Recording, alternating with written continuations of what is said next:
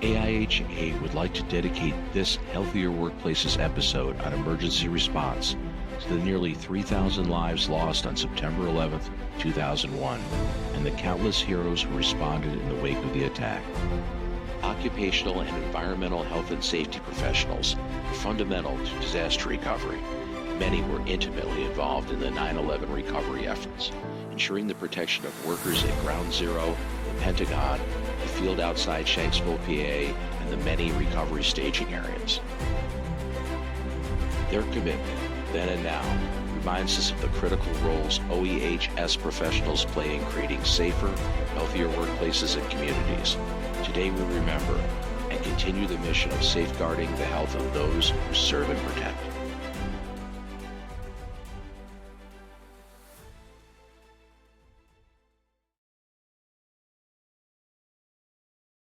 The views, thoughts, and opinions expressed are the guest's own and do not represent the views, thoughts, and opinions of AIHA. AIHA does not endorse any guest or the entity that they represent. On this episode of Healthier Workplaces, we discuss emergency response with our guests, Alan Leibowitz and Karen Jones. Stay with us.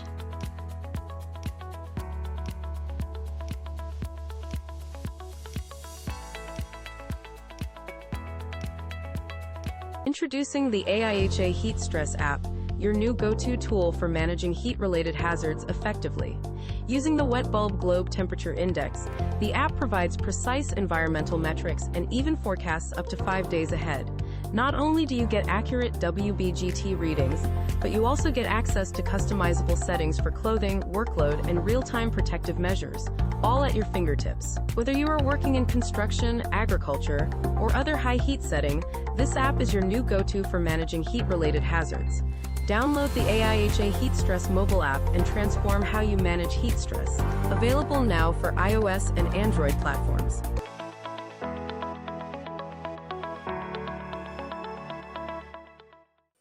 Well, so welcome, Karen and Alan. It's great to have you here on this special edition of the Healthier Workplaces show. We're coming to you live from AIHA Connect in Columbus, Ohio. I'm Bob Krell, the host of the Healthier Workplaces show, and thanks for joining us. Today's topic is going to be perfection versus practicality in emergency response. This is an interesting topic. It's like we think so. So this is like we're basically taking things real world, right? Like you can have aspirations of doing things, but I guess I'll start out by can you elaborate on the OEHS elements crucial for effective emergency response and continuity planning? And I'll pitch that to Alan first, and I'm going to pitch it down to you, Karen, after that. Yeah, I think when you're working through these kind of things, you fundamentally what you want to do is think about the things that might impact you. You know where your operation is situated. You know the type of operation you have. You should be thinking about on a regular basis, what are the potential emergencies, disasters, failures, system failures that could occur that would have significant impact to your operation.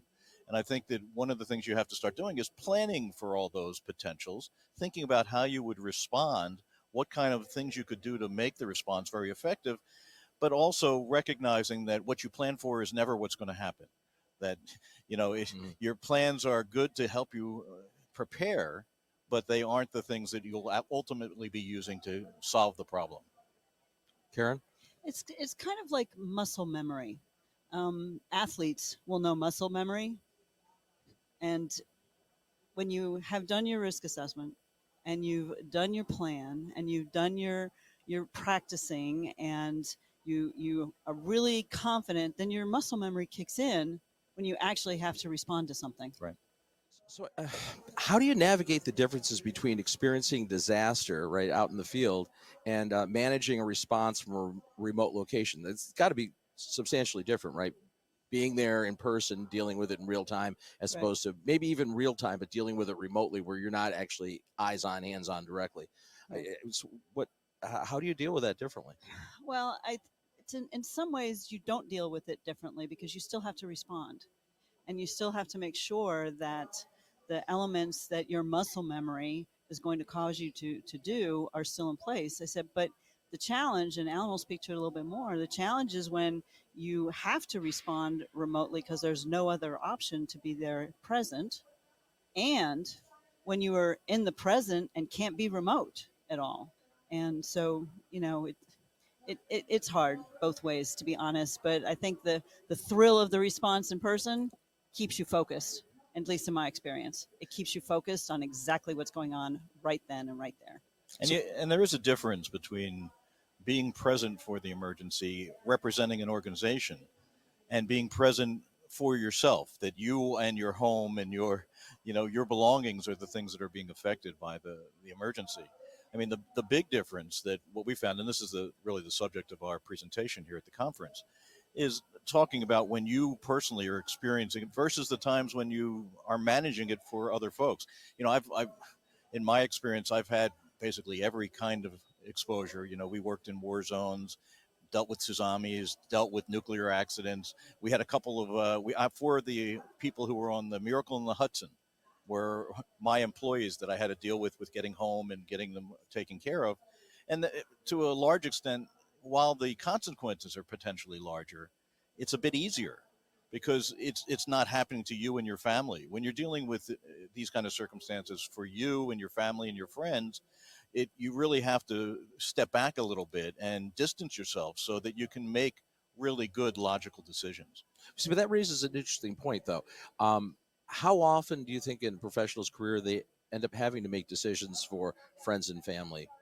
Is that a common occurrence in OEHS? Well, I think that in large part it depends on what the industry is, and quite frankly, where you live. I lived until very recently in Houston, and if you were dealing with a facility response, especially weather related, you were dealing with your family and your friends being affected as well. And in some cases, we were unable to leave our homes if we were still at home, which we made plans to not have us still be at home because we were unable to get where we needed to get to because of airports closed, roads closed, etc. So if you have both family and friends and the company all affected at the same time, it really can present some challenges that both the individual and the company has to be prepared to address.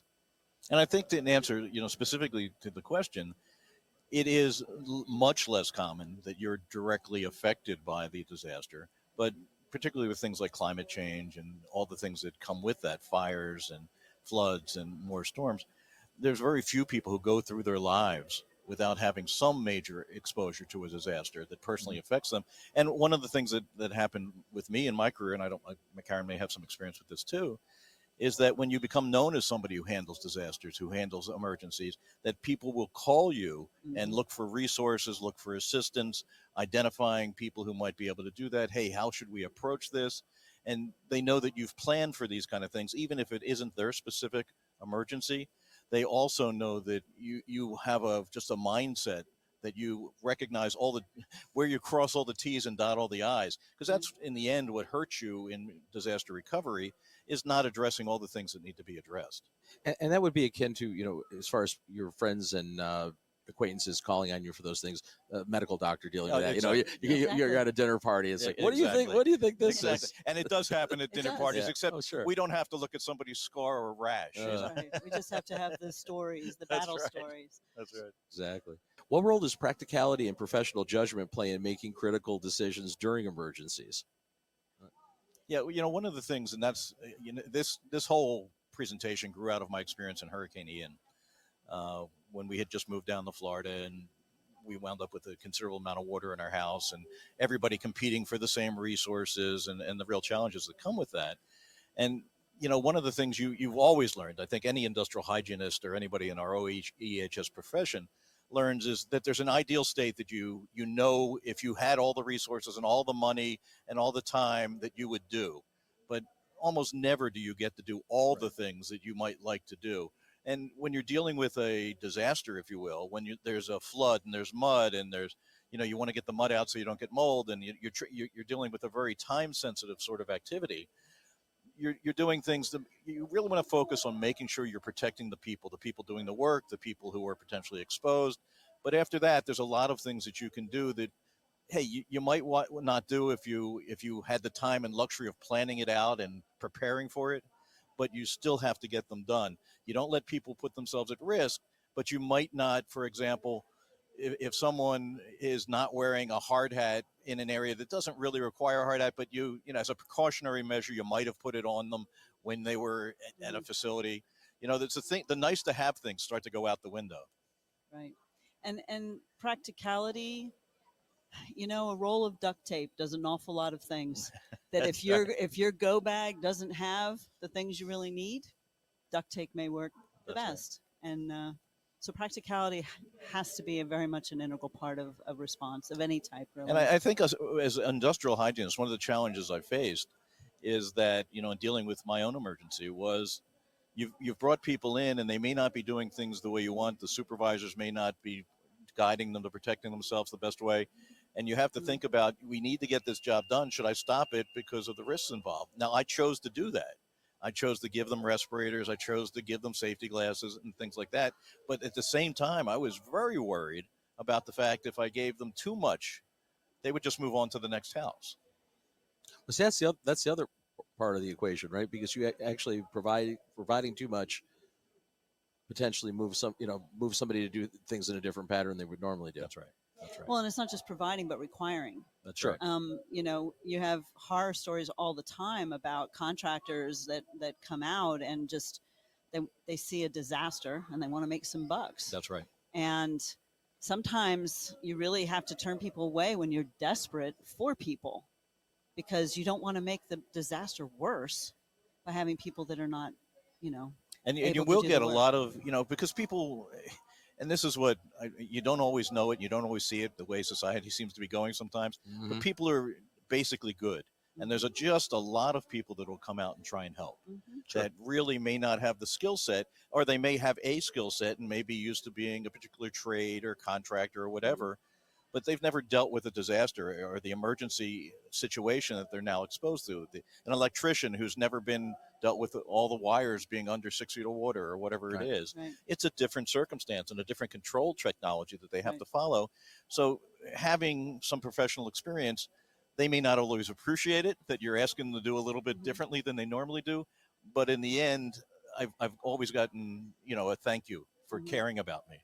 And not anything that I was actually involved in, but the response from years ago, the Macondo incident, the big, large oil spill in the Gulf of Mexico, fishermen from all along the Gulf Coast wanted to come and help. Right. And because they weren't able to work for money that in their trade, they wanted to come and help. And it took a little bit of time before the responders were able to get those folks trained and safely operating, but they did. So that doesn't necessarily mean you don't turn people away 100%. It means that you say, just a minute, I got to get you so that you can do this job safely. Thank you so much for showing up. We really need the help. Yeah, great point. I mean, you have to steward them through it, right? The volunteers, you don't want to lose the volunteer help, but you need to make them safe and actually beneficial. Correct. You don't want to make an additional disaster on top of your initial disaster. And it's like any other solution in industrial hygiene environment. You pick any of our aspects of our practice, you don't want to make the cure worse than the disease. Exactly. We'll be back after this. Are you ready to take your professional knowledge to the next level? Mark your calendars for PSX 2024, the event of the year for product stewardship professionals. Join us in Denver, Colorado for the opportunity to connect with industry leaders, attend cutting-edge workshops, and participate in interactive sessions that are sure to enhance your expertise and network. PSX 2024 is not just about learning. It's also about engaging with your peers and discovering innovative solutions to the challenges faced in the field of product stewardship and sustainability. Whether you're interested in the latest research, practical applications, or regulatory updates, PSX 2024 has something for everyone. Registration is now open. Take advantage of advance rates by registering before August 11th. Visit psx.org to secure your spot today.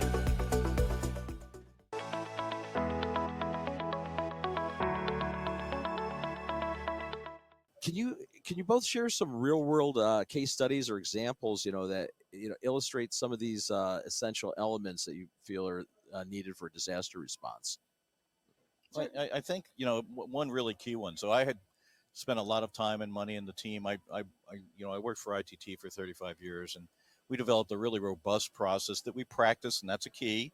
That people aren't surprised on the day of the disaster what their responsibilities are and what sort of activities. And you even do things like tabletops where you pretend that there's a disaster, and people work through the steps that they would have to do in a real one. And what one that really paid off, we had Superstorm Sandy up in the New Jersey area. We had one of our major operations, an operation that just being down one day was millions of dollars for the operation. It was building satellites and different activities for that. And we managed, because we had a very robust program and knew where to get the refrigerators for the adhesives that were necessary to keep them viable. And we had people coming back, and we already had planned for people not showing up at work. We had planned for even the key people that were in our plan not being available because they were dealing with their own families. That's one of the things you always have to think about, is that you can have great plans and have people assigned to different tasks, but if their house is burning down, they're not coming in. Exactly. I mean, that's just the way it works. Yeah. But right. The bottom line is that we in fact, we won awards from our insurance company, who's always very happy when they don't have to pay out a lot of money. We were the first company that was back up and operating because we had our ducks in the row. We had really thought this out, had all the equipment back, and we were only down for a week, where most of the folks were down almost a month. And on my experience, so I worked for now Total Energies, but all of the variations before that, and we were much smaller, but we were very geographically closely located. So the Houston, Port Arthur, Beaumont, and New Orleans, Louisiana, so all Gulf Coast facilities. And when Hurricane Katrina came through, we had half of our facilities shut down because of Katrina. And so we need to get busy and make sure that we've got everything taken care of. And one of the facilities, interestingly enough, was the new corporate office. And we had a plant manager load up the back of his pickup truck and bring 55-gallon drums of gasoline to power the generator at our corporate office because we ran out of gas. And this plant manager and our vice president of HSE were out there hand pumping from these barrels into our generator. So we're not doing that again. And you can be sure that the boss was saying, we're not doing that again. Karen, get busy. And so we developed a program that integrated resources, people, and equipment across the entire Gulf Coast. And it included an industrial hygiene team, actually, so that we could have an industrial hygienist from a site that's not affected come and help a site that is affected. And so several years later, here comes Hurricane Gustav, and then Hurricane Ike affected every single one of our sites on the Gulf Coast in varying storms. And we had the resources at one set of sites, and we just moved them on over for the next hurricane. And the cool thing was, going from having a CEO or a vice president and a plant manager hand pumping gasoline, we had a remote operations center set up, and all of our business continuity functions were all in that location. And we really never had a cessation of business at the corporate level. And that means we didn't have to come back. We never stopped. And the business was extremely thankful for that. And it was, in some ways, kind of a model, because we had this ability to continue to work, even though our building was unavailable for working for, in some cases, more than a week.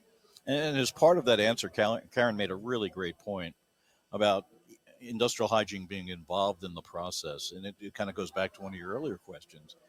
One of the keys to having a successful program is being involved. And it's not always self-evident, although it might seem to folks that industrial hygiene would be involved. But what really happens when people are planning for these business continuities, disaster management, they're thinking about operations. They're thinking about supply chains. They're not thinking about necessarily the health and safety of the employees. Or the responders. Or the responders, sure. Exactly. Right. So really making sure in the planning stages that you get the OEHS people engaged, and part of the planning process is one of the essential things that doesn't always happen.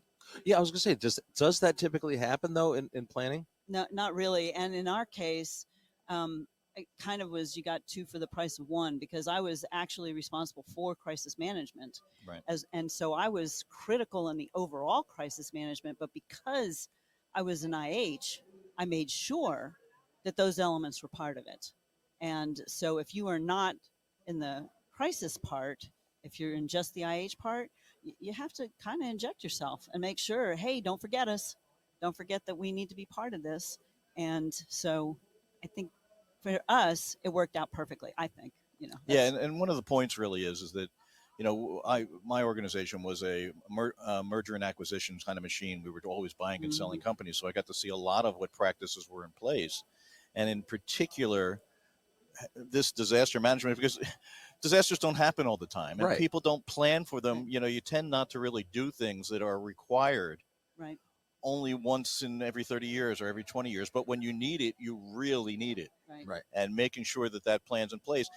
As Karen was saying, it doesn't happen a second time after somebody's really gotten hurt. But what happens when you put these wonderful plans in place because you've experienced a terrible disaster, when you don't have another disaster, maybe 5-10 years later, people say, forget. why Start should we forget. spend all these resources? And we both have experienced that, particularly Correct. after we've left our companies, and see what happened to these wonderful plans we put in place Mhm. that get ignored or forgotten. Right. When COVID hit, I had done a really expensive and time-consuming plan for pandemic planning Mhm. before I left the company. But after I left, because the pandemic hadn't happened, nobody kept it up, and it was gone. But when COVID hit, they said, "Do you have that plan? Could you send me a copy of that old plan you had?" Exactly. Same thing with us, because it was all about H5N1 and H1N1, bird flu and swine flu, and so we wrote it. I hope that they used it when COVID came. Right. Don't know. Yeah. That happened a lot, though. I mean, even at the federal level, right? There were emergency response plans based Right. on those, and they seem to got forgotten a little. Well, I think people have short memories. Well, people exactly. definitely. I was just going to say I the mean, same there's thing. no question about that. Right, Yeah. and it's not just occupationally, right? It's also in regular life. I just moved, and I lived in a place that had lots of floods in Houston. The first question any person who comes and looks at a house is, "So, did you flood?" But people have forgotten that now. That's right. And so they're buying these real pretty houses that had all of the internal stuff replaced 3 times because of the floods. My Right. poor house never flooded, so we never upgraded all that stuff. You're not getting credit. That's right. That's And right. it's like, man, give us some credit for not being underwater. But You should, people, right? people forget.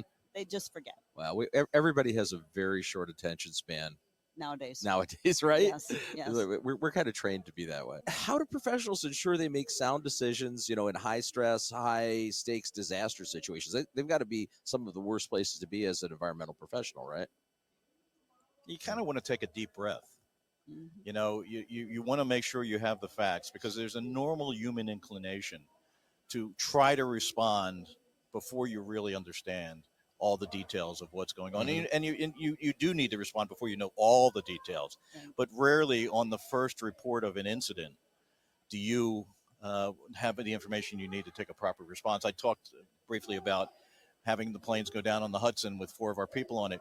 The assumption, given all the history of what had happened in plane crashes, is those people were dead. Sure. Mhm. But we didn't assume that. We had a robust method for tracking folks, and then we found out, whoa, this shock, nobody died. Mhm. That was shocking.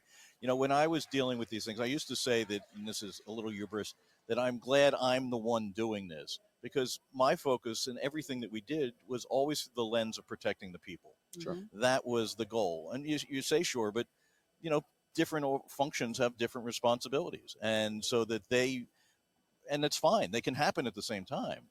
Somebody might want to be protecting the product. Somebody might be protecting our supply chain. That's okay, as long as the people have the priority, because everything else can be fixed. But once you hurt somebody significantly, or God forbid somebody gets killed, it's real hard to come back from there's that. no fixing that. And so that when you make sure that you're thinking about the people, and not look, it's not going to be a good situation for anybody in a major disaster. You can't assume you're going to let them have normal life the same day, Mhm. but preparing them, letting them know what you can do, and thinking about the things that will make their life easier, and the operations come back online, because every operation's about the people, will really make the difference, and give you peace of mind. And it also comes with experience. Exactly. After you've done a few of these and you've had to deal with them over time, you become much more comfortable with the real consequences, because you have to kind of not ignore it, but not think about them when you're doing the things that are required for response. And the thing that both Alan and I have experienced is that we are the people that the other people come to. Right. What do we do next? What do we do next? What do we do next? Well, just give me a minute. That's right. Let me find out what's going on. No, I got to know now. No, you don't. Just wait a minute.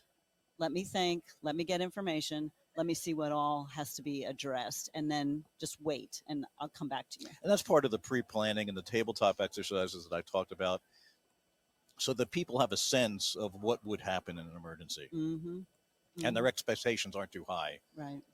Well, but everybody has a boss. I was going to say, at least we can hope that their expectations aren't too high. And they may not have the high expectations, but the boss, who might be in another country and just saw it on the news. Oh my goodness. Now what are you doing? How are you making? And during the emergency, having to respond to people in different, one of the things that we really had to control was who could call in and who could talk to the emergency. Because if you're trying to do a response and you're trying to control something and manage something and make it right, the last thing you want to do is be talking to senior management when you really should be there directing people and obtaining the resources that you need. Correct. Makes total sense. So I guess one of the things I'd like to close out with is, because I think this is really important, is what do both of you recommend to OHS professionals in regards to keeping their own mental health, keeping themselves sane, dealing with these things, just being in stressful disaster response situations and maybe being there for prolonged hours or days or weeks, months, like that takes a toll on you emotionally, your family, everything else. Any thoughts on, how should they address it? I think you have to know yourself, and you have to know your limits. That's right. And if you know your limit is being approached, you have to have the personal safety of backing away, because it's not safe for everybody around me if you keep asking me the same question. But you also, it comes with experience, like Alan said. You get the experience, you know what your breaking point is, and you know when you have to step back, and that you are better for the organization and the people that you're helping if you take that break. Because then you can come back a little bit more clear-headed. Maybe the other people who were coming at you and needing things have also calmed down a little bit. And that also allows for that information. I mean, some of the stuff we're talking about right now is repeating what we've been talking about. It's all of a thing, right?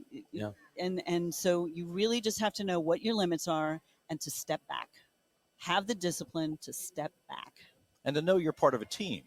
I mean, you don't want to be the only one who has responsibility for these programs. Heck, you could be in another country when the disaster happens. You don't get the plan for disasters. Right. So that, having people who can back you up, and they don't all have to be health and safety professionals.